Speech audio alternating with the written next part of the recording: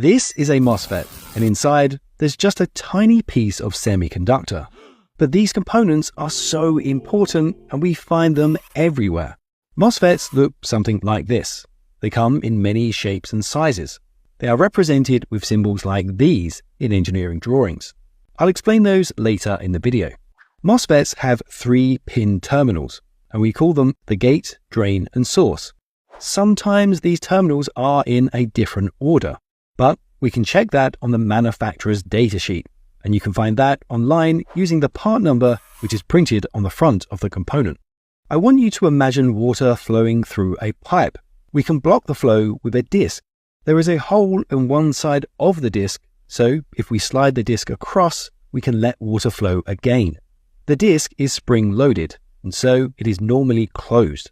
Another pipe connects to this disc, and the pipe is filled with water. If a small pressure is applied to this pipe, it won't be enough to move the heavy disc. But at a certain pressure, the disc will begin to move and allow the water to flow.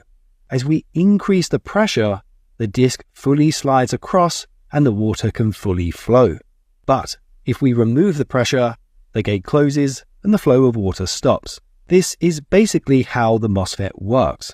If we take a lamp and we connect it to a power supply, it will turn on.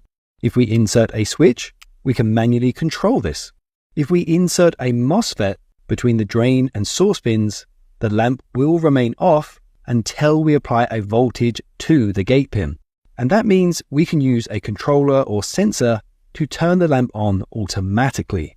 But if we vary the voltage on the gate pin, we can vary the current flowing through the main circuit. And that means we can also dim the lamp as well as turning it on and off automatically. Instead of a lamp, we could control a relay, and the relay can control an AC circuit. And that means we can turn an appliance on and off automatically and even remotely. We could also control the speed of a DC motor. The motor can rotate forwards or backwards depending on how we connect the power supply. But using MOSFETs, we can automate and change the direction. Some electrical loads have a high current, which causes the MOSFET to heat up. So we attach a heatsink, which increases the surface area with the air and helps to cool it down. For example, this DC power supply uses MOSFETs. The MOSFETs are attached to some very large heat sinks. Without them, they quickly rise in temperature. We can turn MOSFETs on and off extremely fast by using a pulse width modulation signal. That lets us efficiently control the brightness of an LED light. We have an entire